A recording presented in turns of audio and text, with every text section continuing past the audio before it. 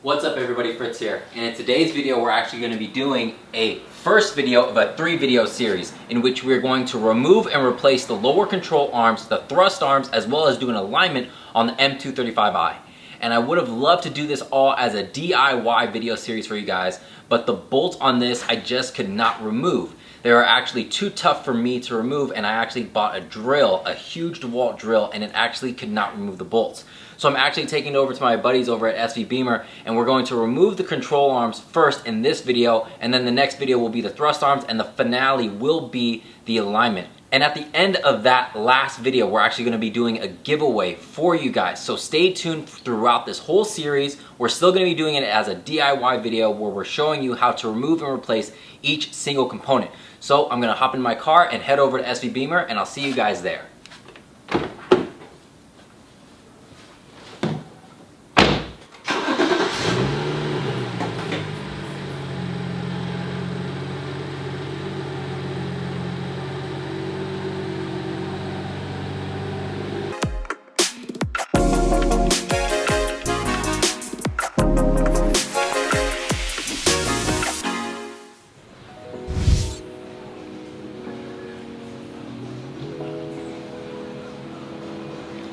Alright guys, so here we are at Bimmer over in Santa Clara.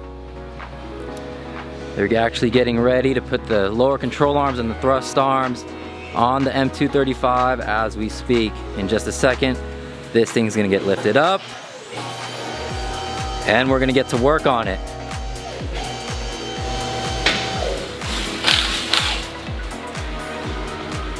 So first thing we gotta do is remove the wheel. And now we have to remove the underbody panel. We still need to remove this protective panel here that covers our oil cooler. And you do that by removing the 3 8mm screws that are located there, as well as this sensor. And you have 2 more 8mm sockets right there and there. And once it's removed, you can see that we have full access to the lower control arm as well as the thrust arm. Alright guys, so honestly this is where I had the problem before, is that this 18mm bolt right here, it would not budge for me. But hopefully my buddy Arthur over here can get it out.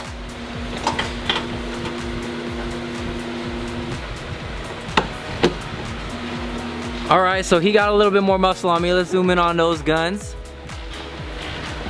Dang. Now once you've loosened the bolt, you can go ahead and use a drill to pull out the nut. And when you're removing the bolt on the knuckle on the wheel hub side, you're definitely going to want to use a drill because it is a very tight space. Hey, that came out like butter. So what socket extensions did we use? Snap-on 21, the wobble, and snap-on half-inch.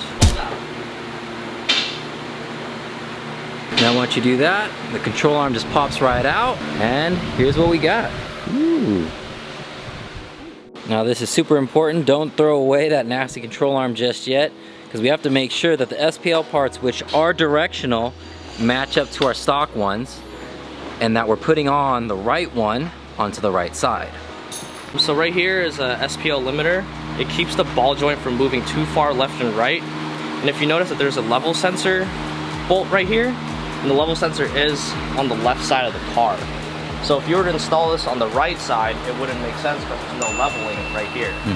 Whereas when you always make sure that this one focuses on this side that has level sensors, such as right here, because this keeps the arm from over torquing and spinning and snapping this stick.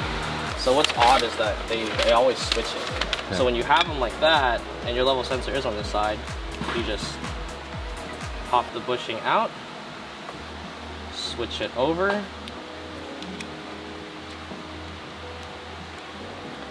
then put this one back in, and then now your limiter is on the left side. Okay. So as you can see here, the notches are actually of different sizes on these two. You want to make sure the one with the greater offset is on the driver's side, and the one where it's a little bit more even is on the passenger side. If you guys need to, you guys can pause the video, but this is the orientation that your control arms should be in. Remember, the one with the greater offset and where you're gonna put the headlight leveling sensor is going to be here on this side. And then the one with the even portions on the control arms, as well as no headlight sensor, is going to be here on this side. Here we're just gonna reuse the OEM bolt to thread in this portion of the control arm.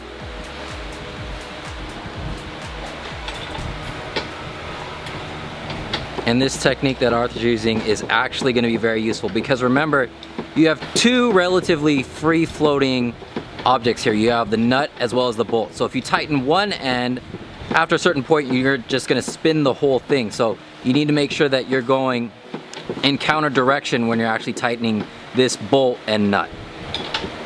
And now we wanna torque this down to 74 foot-pounds. Boom, we're good. So 74 foot-pounds on the subframe. So this kit from SPL Parts comes with the two washers, and we're gonna use both of them in order to get the proper alignment as we did with the stock arms. Yeah, and make sure when you're aligning it, put it this way so that it actually fits into the cupping of right here. Do not put it upside down. If you put it upside down, it will destroy the knuckle because it doesn't fit properly.